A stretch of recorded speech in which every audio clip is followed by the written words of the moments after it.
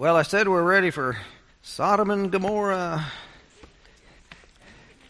And I couldn't believe how many pages the commentators wanted to devote to this, because it's very, very full of all kinds of issues. Now, and it's a part of a larger story that really begins in chapter 18, where the three strangers have visited and they found Abram and Sarai at the oaks of Mamre. And then, his hospitality there welcomes them. And then they tell him that Sarah's going to have a son before they come back in a year. And then the men set out from there and look towards Sodom. But then the Lord says, "Shall I hide my intentions from Abraham?" And then invites him into his heart and mind and thought process. And Abram asks him, will he destroy the whole city, even if there's 50 innocent or righteous people there? And he gets God to think about it and question God's self. And then in order to be who God really is, God has to remember God's mercy and will spare the innocent if they are to be found there. And then they get all the way down to 10 and kind of stop there. and then and the Lord went his way, and when he had finished speaking to Abraham, and Abraham returned to his place. And then we begin with this part.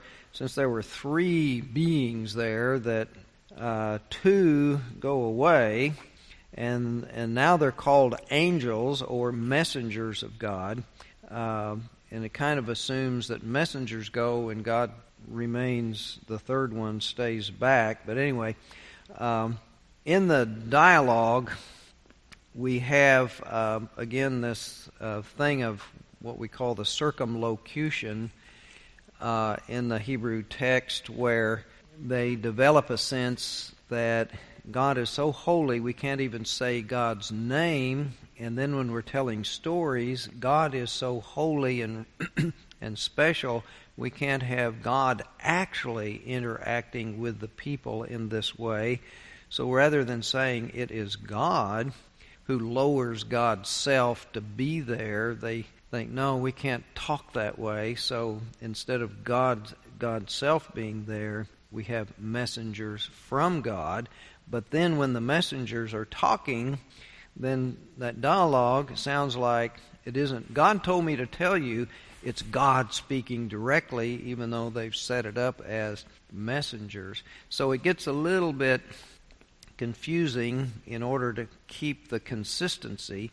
And these ancient folks aren't real concerned about consistency all the time. So anyway, it kind of gets shifting around. But anyway, at this point, two angels came to Sodom in the evening, and Lot was sitting in the gateway of Sodom. Now, sitting in the gateway, that's where the men of the village would often sit and then talk politics, and sometimes they would render opinions, without having, and there's almost like an informal court, as you were, a small claims court or something, where issues were settled by the elders of the village.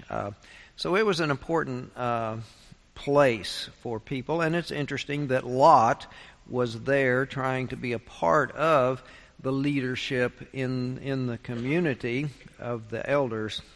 But anyway, Lot's there, and he saw these two coming, and he rose to meet them. And then he bows down with his face to the ground, and he said, "Please, my lords, turn aside to your servant's house and spend the night and wash your feet, and then you can rise early and go on your way." And they said, "No, we will spend the night in the square," or on the streets, some translations say. But he urged them strongly, so they turned aside to him and entered his house. And he made them a feast although the description of the feast doesn't sound like a feast. It just sounds like a basic meal. And he baked unleavened bread, unleavened in the sense that this late in the evening there wasn't time to knead the bread and let it rise and then bake it. It was needed to be done quickly, hence the unleavenedness.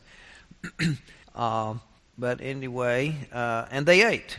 But before they lay down, the men of the city, the men of Sodom, both young and old, all the people to the last man, surrounded the house, and they called to Lot, "Where are the men who came to you tonight? Bring them out to us, so that we may know them." And Lot went out of the door to the men, shut the door after him, and he said, "I beg you, my brothers, do not act so wickedly. Look, I have 2 daughters who have not known a man. Let me bring them out to you, and do to them as you please. Only do nothing to these men, for they have come under the shelter of my roof." But they replied, "Stand back." And they said, "This fellow came here as an alien," meaning Lot. This Lot fellow came as an alien, and he would play the judge, meaning the judge of us, the Sodomites. "Now we will deal worse with you," now he's speaking to Lot, "than with them, the 2 visitors in your house." And then they pressed hard against the man Lot, and came near the door to break it down. But the men inside reached out their hands and brought Lot into the house with them, and they shut the door. And they struck the blindness of the men who were at the door of the house, both small and great, so they were unable to find the door. Now, one of the interpretations of the striking the blindness was kind of the revelation that these are angelic figures. They uncover their glory, and it's like a flash that doesn't permanently blind the people, but like when somebody flashes a camera and the flash, and you're looking at it, then you can't see very well for a few minutes. But anyway, then the men said to Lot, "Have you anyone else here, sons-in-law, sons, daughters, or anyone you have in the city? Bring them out of the place. For we are about to destroy this place, because the outcry against its people has become great before the Lord. And the Lord has sent us to destroy it." So Lot went out and said to his sons-in-law, who were to marry his daughters, "Up, get out of this place, for the Lord is about to destroy the city." But he seemed to his sons-in-law to be jesting. Now there's a little confusion among some interpreters that I read that had a sense that there were multiple daughters, not just 2. But there were some older daughters who were already married and living out of the house, and so it's go gather them and talk to the sons-in-law. But the way this reads makes it more likely that said to the sons-in-laws who were future to marry the daughters. Remember we had Joseph was betrothed to Mary, and then she was found with child before they had come together and had finished the 2-part aspect of marriage, a betrothal, and then the actual marriage and living together. That this seems to be in that state of engagement or betrothal when you're actually legally bound, but yet haven't come to live together. So that's why they are legally now sons-in-law, but they aren't living together with the girls yet. But anyway, so that would make sense of why he had to go out of his house to talk to sons-in-law, but the daughters were still in his own house. But anyway, when the morning dawned, the angels urged Lot, saying, "Get up, take your wife and your 2 daughters who are here, or else you will be consumed in the punishment of the city." But he lingered. So the men seized him and his wife and his 2 daughters by the hand. And the Lord being merciful to him, and they brought him out and left him outside the city. And when they had brought him outside, they said, Flee for your life. Do not look back or stop anywhere in the plain. Flee to the hills, or else you will be consumed. And Lot said to them, Oh, no, my lords, your servant has found favor with you, and you have shown me great kindness in saving my life. But I cannot flee to the hills, for fear the disaster will overtake me, and I die. Now that seems kind of strange that he's, instead of getting on the road, he wants to sit around and talk about it. But this fear, but the thing that one of the commentators said that was kind of interesting, now that he knows that they have his interest at heart, then that becomes a lever to argue, to change the conditions, and so forth. So, anyway, so he starts doing that. Look, that city is near enough to flee to, and it is a little one. Let me escape there. Is it not a little one? And my life will be saved. And he said, and the angel said to him, Very well, I grant you this favor too, and I will not overthrow that city of which you have spoken. Hurry, escape there, for I can do nothing until you arrive there. Therefore the city was called Zoar, and the sun had risen on the earth when Lot came to Zoar. Then the Lord rained on Sodom and Gomorrah sulfur and fire, and the Lord out of heaven, and he overthrew those cities, or upheaved those cities, and all the plain, and all the inhabitants of the city, and what grew on the ground. Now that's kind of interesting. If he destroyed all the area, then this one little Zoar is kind of like an oasis in the midst of this firestorm, if you get logical about what was going on in the description. But anyway, but Lot's wife behind him looked back, and she became a pillar of salt. You ever wanted to be called a pillar of the church? Well, this is a different kind of pillar. It's a pillar of salt. It's not a virtue here.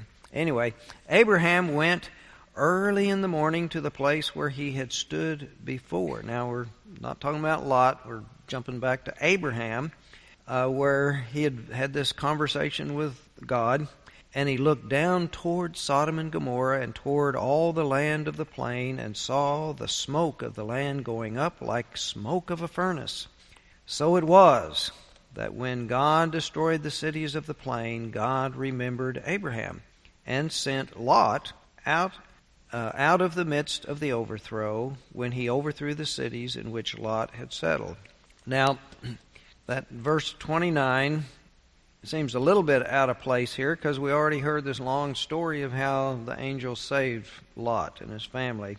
But the biblical scholars point out that verse 29 is an insertion from the priestly documents tacked on to the Yahwist story that has been here. So the redactor has inserted this summary from the priestly version, just to kind of recapitulate this story, and then to get back to the Abraham part of the story. But then it goes right back to Lot. In verse 30, now Lot went up out of Zoar and settled in the hills with his 2 daughters, for he was afraid to stay in Zoar. After making this big argument, I want to go over there to that little city, all of a sudden he changes his mind, he gets scared, and he wants to get out of there. Now, one of the interpretations is the fact that since his wife turned into the pillar of salt, that was the source of his fear. He thought that he would be safe, his family would be safe, but in fact they weren't. Another explanation was, even in Zoar, he is still, and again, a stranger like he had been in Sodom, and feared that he would not really be welcome, and got real nervous about that. So he goes to where they told him to go in the first place. He goes to the hills, and so he lived in a cave with his 2 daughters.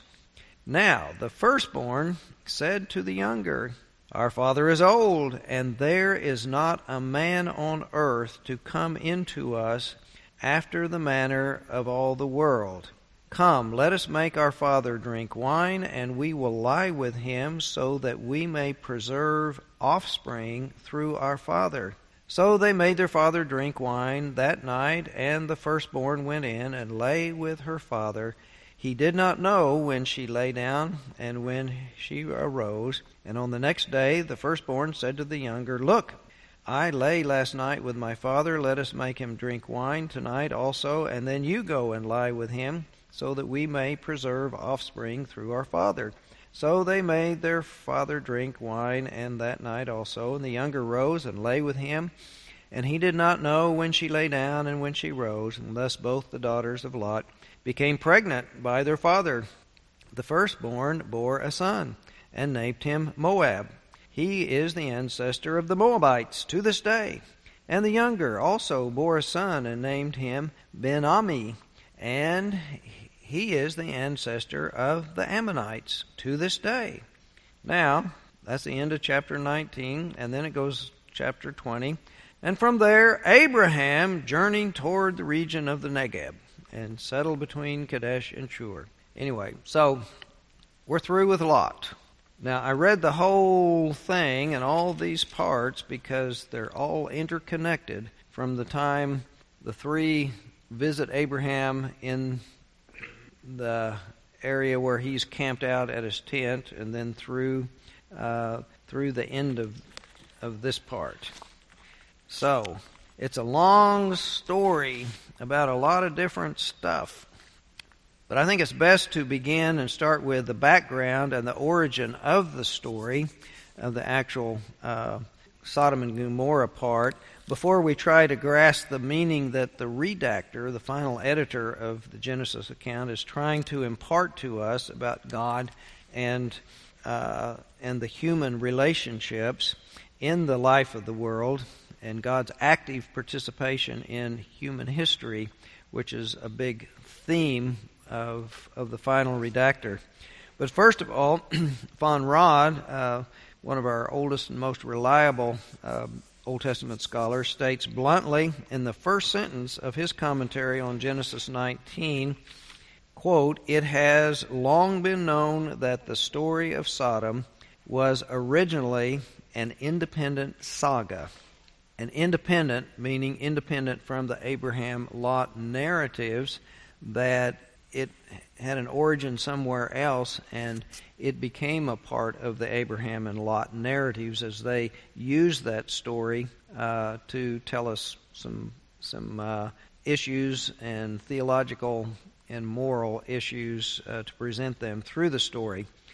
And the end of the story, where the incestuous relationship with Lot, with his daughters, to produce the origin or the ancestors of the Moabites and the Ammonites, these 2 groups of people, the Moabites and the Ammonites, were of the same basic ethnic stock as the Hebrew people, but they were sometimes powerful enemies to the Hebrew people and did mean and nasty things to them.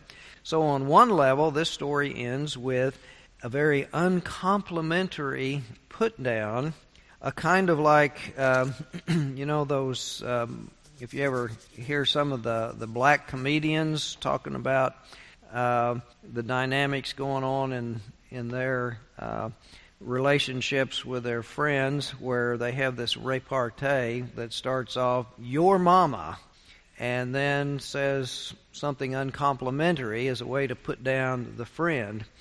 Sometimes it's, "Your mama is so fat that," and then they go on, or "Your mama is so such and such that," and it's a way to get under the skin of somebody else and to offend them is the basic kind of thing. But it's a derogatory story about a most disgraceful origin of those people. If you want to put somebody down, you just say, well, they came from really low-class stock. That's why they're not reputable people. We have a part of Oklahoma that has a lot of really bad social problems, and it's the part of Oklahoma where all the outlaws, it was what do they call that part? Anyway, it wasn't part of Indian territory, and it wasn't settled. It was a no man's land, and that's where a lot of outlaws went to escape and to hide out. Well, they had children and families, and it was just a very bad climate and environment, and not very good values being taught to the children and so forth. And so it continues to be a lot of social problems within that population.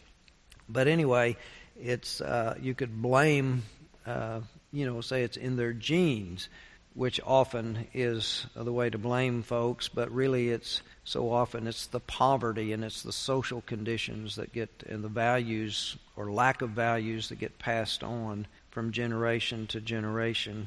But then Lot disappears from the story after we get the Ammonites and the Amorites established and where they came from as a part of being relatives of the Hebrew people, but distant relatives. The outlaws, not the in-laws, but the outlaws kind of relatives.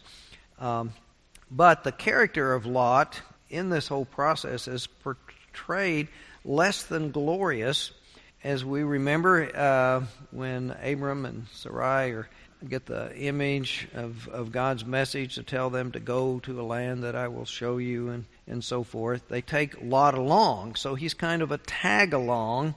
He's a dependent character at first. And then he chooses selfishly, we hear, to take the lush green land when he and Abraham separate because their herdsmen are having fights with each other over water rights and so forth. And he picks the best land. So he seems very selfish and self-interested, not magnanimous like Abraham, who lets him make the first choice. And even his hospitality, though virtuous, is not as extravagant as Abraham's. He just makes some cakes. He doesn't go out and kill the fatted calf and bring it in and roast it and so forth. Just gives him a light supper. And then even in his hospitality, though it's virtuous, he makes this offer to protect the guests against the mob by offering his daughters to the hostile crowd. Now, he doesn't make any comment about that. But to us, the readers, and probably the listeners, were raising questions about whether honoring his own virtue of hospitality at the expense of his daughter's virtue doesn't put him in a real good light. There seems like there could have been other ways to try to deal with the problem. And then when he's told to leave for safety, he hesitates. When he hears about this and go and try to gather up your sons-in-law, he doesn't gather up and get on the road as quick as they can. He waits till morning and the sun comes up, and then he doesn't really want to get out there and get gone. He doesn't seem like a real strong character to take charge of the situation and be a leader, so to speak. He has to be taken by the hand. He has to be dragged out by the angels. And then, like I say, he whines. He doesn't even want to go to the mountains. He wants to go to a little village. And then over that, he's wishy-washy. He's flip-flops. He doesn't want to stay there once they make that concession to him. And then he goes and hides in a cave. And then he drowns his sorrows, we could assume, and his shame by getting drunk. And then in his drunken state, he has intercourse with his daughters. And even though the story says they initiate it, still he's complicit in that. He's not looked upon as being very virtuous. Well, Von Rad suggests that the narrator is showing us that those who separate and depart from the way of God, and the way of God meaning the way that Abraham is going, and the path that Abraham is following. For whatever reasons, those who separate from that, they get off the path, and then that leads to disaster, leads to bad behavior and less fulfilling life. Now, it's not, hammered out, but it's kind of within a dialogical kind of culture where people sit around and talk about the story. And for centuries, we've had preachers, the rabbis and Christian preachers can take a text and lift it out and talk about it. So this has become something that could be discussed and talked about quite a bit, about how Lot and all of his decisions are bad decisions or unvirtuous behavior and so forth. However, back to the original storyline and its origins. Prior to the Abraham-Lot narratives, the patriarchal history has incorporated the story and used it as a vehicle. Von Rad suggests that this may have come from a Moabite tradition in which the ancestral mothers were glorified rather than shamed. And we think, well, how could that be with the incest? Well, their story was presented as one of courage, of heroism, of taking initiative to overcome such a cataclysmic disaster. Wherever there is life, there is hope, or wherever there's hope, there's life, but this sense of surviving at any cost to preserve the family, to preserve our tradition, to preserve ourselves. We will do what has to be done. And we have, a lot of situations where people make judgments under normal times wouldn't be acceptable, but in the crisis, it's something they have to do in order to survive. So anyway, the story was presented as one of courage, heroism, initiative to overcome this cataclysmic disaster, and this will to live and carry on in spite of the obstacles.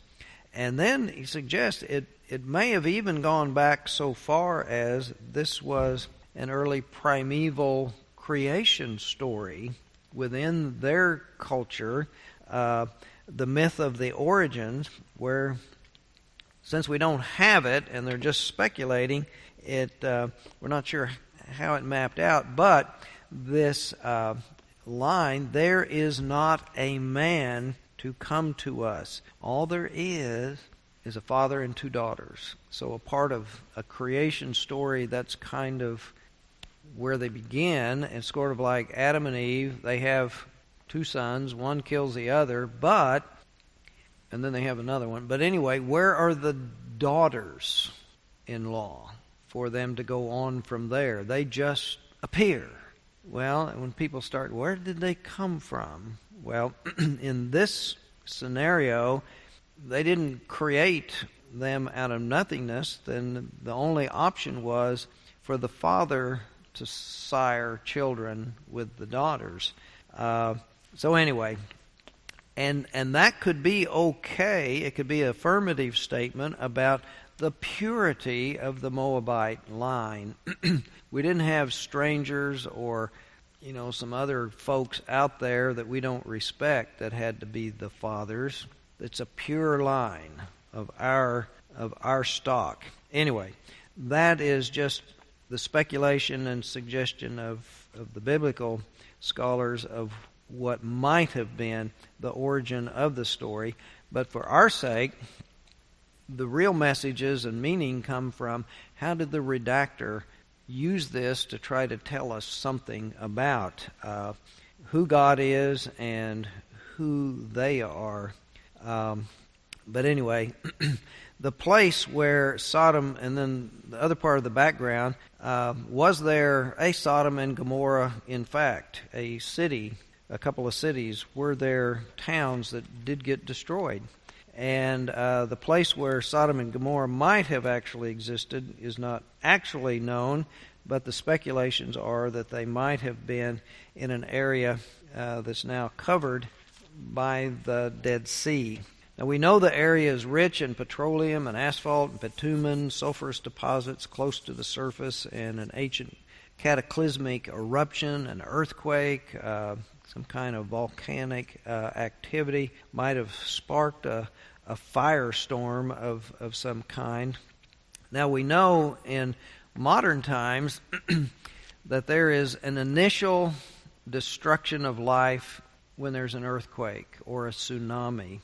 But when the whole fabric of society is torn apart, that with no water, no food, the injuries that didn't kill instantly, if the medical help and the resources don't get there, it just multiplies the numbers of death that will follow. Well, today we're able to get there with water and medicines and heavy equipment to start, rescuing people. But in ancient times, they didn't have those things. So even though the initial cataclysm might not have killed everybody, the aftermath could have led to a virtual annihilation of the population. But very, very few could have survived. But the location, Nahum in Sarna, he's a Hebrew scholar, in his book on Genesis, gives quite a bit of speculation in trying to figure out where this was.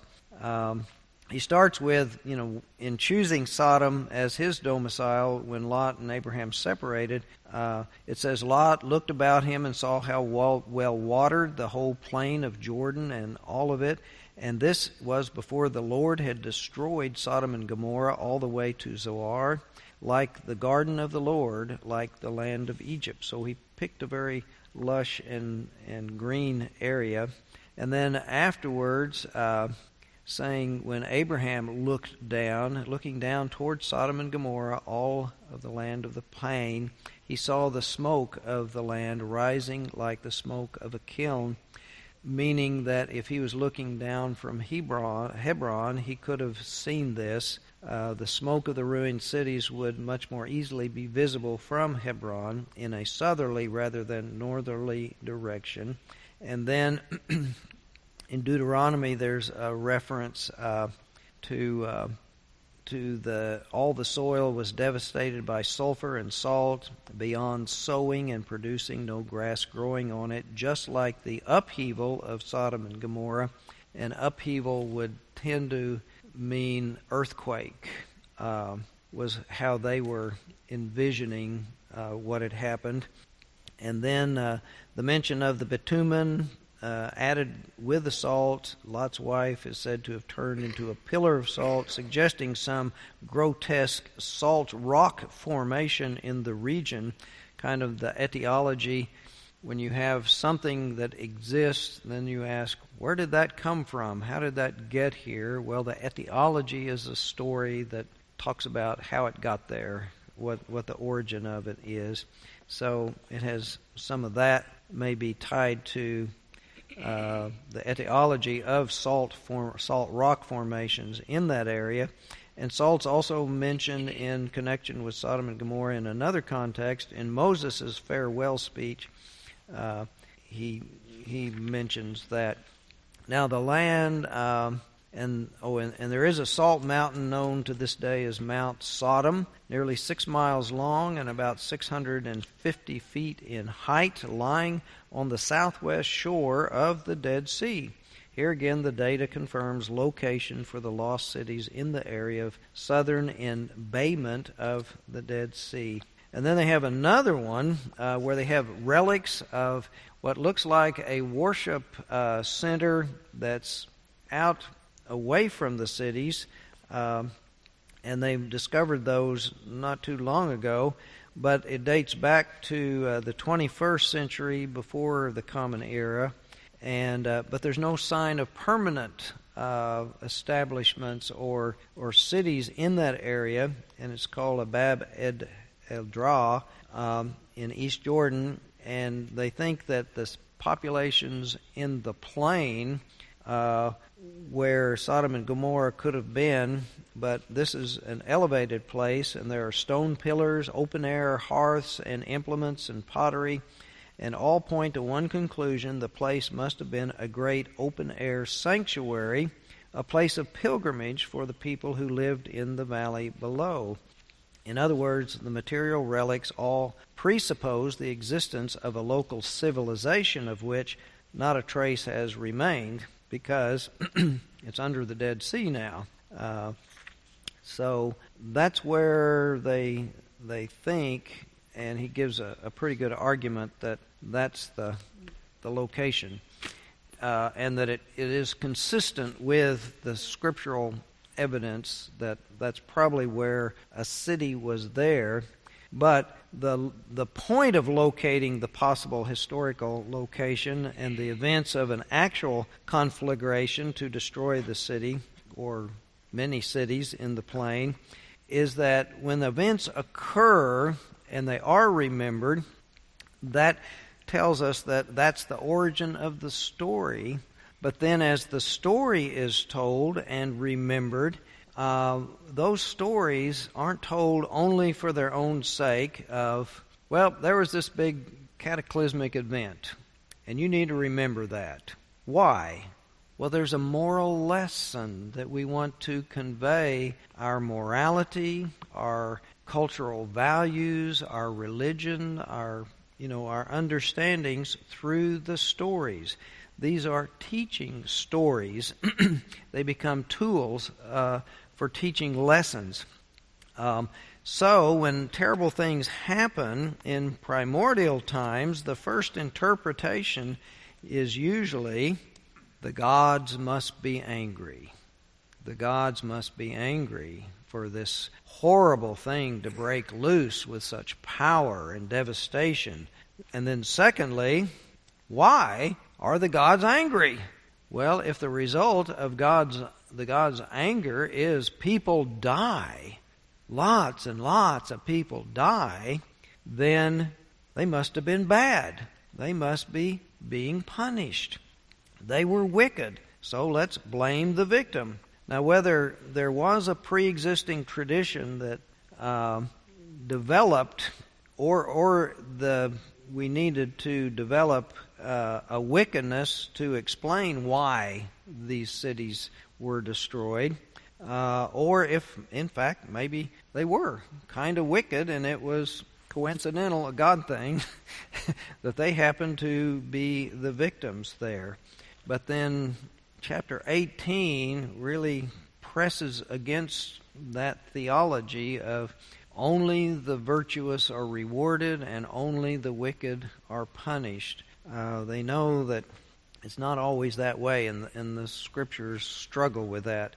But anyway, the teaching mechanism is to say this is an example that if you're bad, watch out. Bad things will happen to you. The gods will be angry.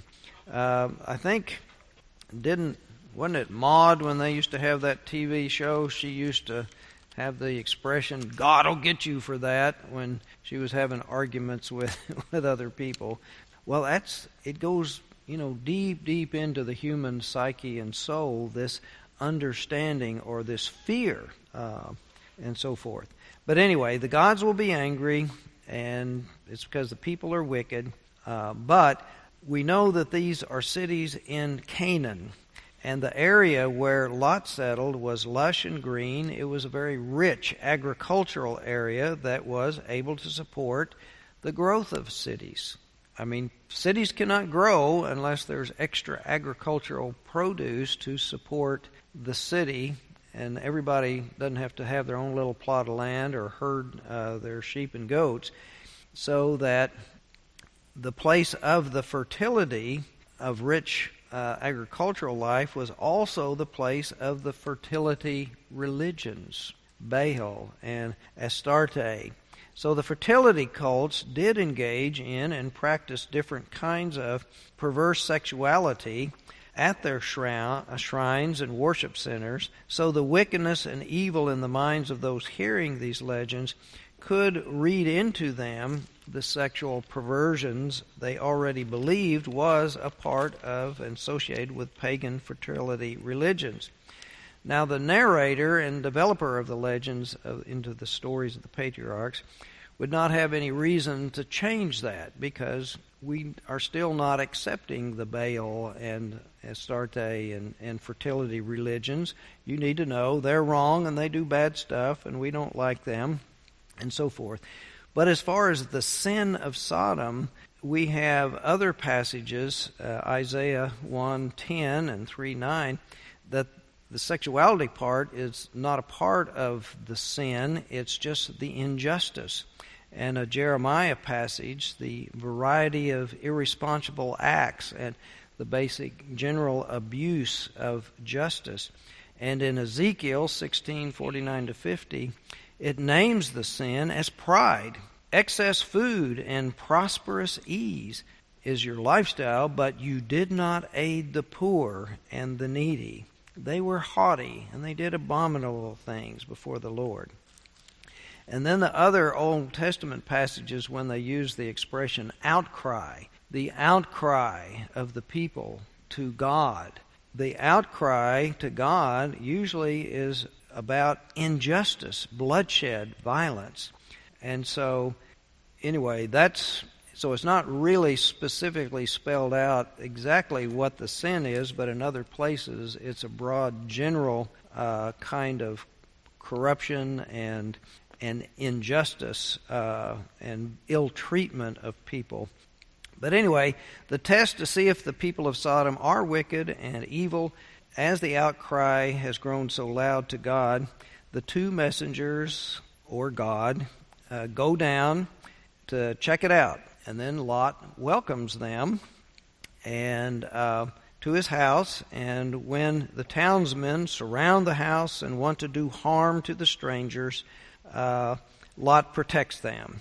Now, a lot of people today have heard the interpretations of this story as a judgment against homosexuality and gay rights and so forth, even though the crowd says, "Send them out so we might know them," and the "know" is a euphemism for sexual intercourse. But in the context of this knowing, it's not about an intimacy of consenting partners, whether lasting relationship or just casual sex. It's not consensual. It's about rape.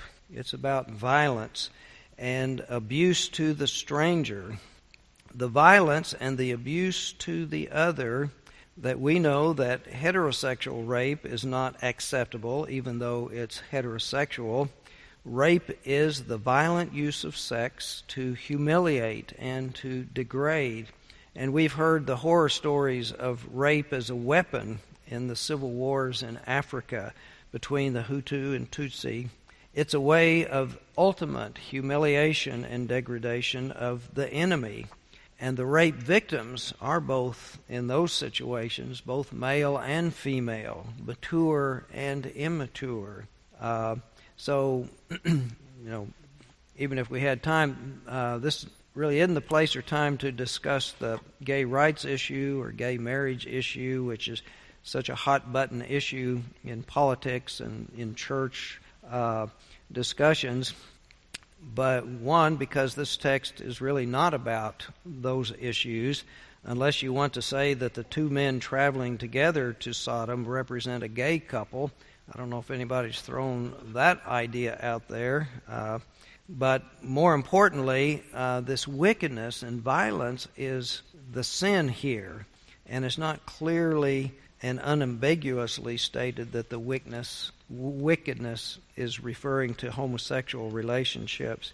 So the contemporary popular use of the story to argue against gay rights and homosexual marriage issue is a misuse and a misinterpretation of what this text is about. One will have to look elsewhere for that argument.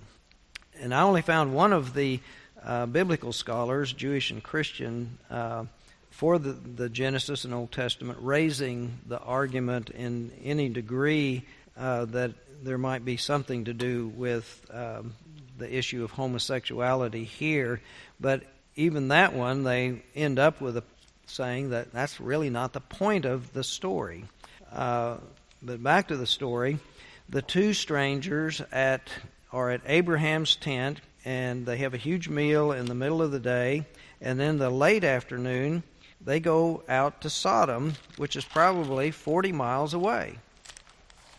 So in the late afternoon, they head for Sodom, and then they get there in the late afternoon. Now, unless they have a car that can drive 60 miles an hour and get them there in 40 minutes, this is really inconsistent. It would have taken them 2 days, because 20 miles is about a normal distance to travel and traverse in 1 day. So the issue here for the ancient narrator is just to get on with the story and not deal with 2 days' worth of travel and what might have happened. Now, the listener knows that these are two angelic figures, so, they may have just kind of flew there or teleported themselves there somehow. But anyway, they get there in the evening, and it's not about logical consistency. We've got to get on with the story to make our points. And they arrive in the evening when the men are sitting at the city gate to discuss the matters of the day, as I had said. And Lot invites them to his house to stay. Now, two things have to happen next. First, Lot needs some time to show his hospitality and to serve a feast, a meal. Second, during that time, the news of the strangers at Lot's house have to get around town and stir up all these negative emotions. I mean, it doesn't happen instantly. Not everybody's sitting at home watching their TVs, and Channel 8, 2, 6 News are all there with their cameras catching the moment when two strangers arrive at the town, and Lot invites them into his house, and the news reporters are standing in front of Lot's house showing the world where he lives and telling them that two strangers have come here. That didn't happen. It has to be word of mouth to get around. So there needs to be some time for that to happen. So while they're eating and having the dinner, all this commotion goes on, and all these people get all excited and upset, and they come out. Now, we've got a lot of concern or interest here about the hostility. And one of the things that we realize that in cities, there's a whole lot of investment in property and stored foods and goods. And when you've got all of that concentrated, then there is a risk of people coming to invade and to steal it from you. And sometimes strangers are spies who come check things out, find out what have you got there that's worth taking, and then what are your defenses, what strategies do we have to develop in order to attack the city and steal your stuff, if that were the case. So that's why cities tended to build walls and have gates. I mean, the gate. Why do you have a gate if you haven't got a wall around the city? So anyway, so there are some reasons for being anxious about who visitors are and stir up fear and anxiety about the strangers coming into the city.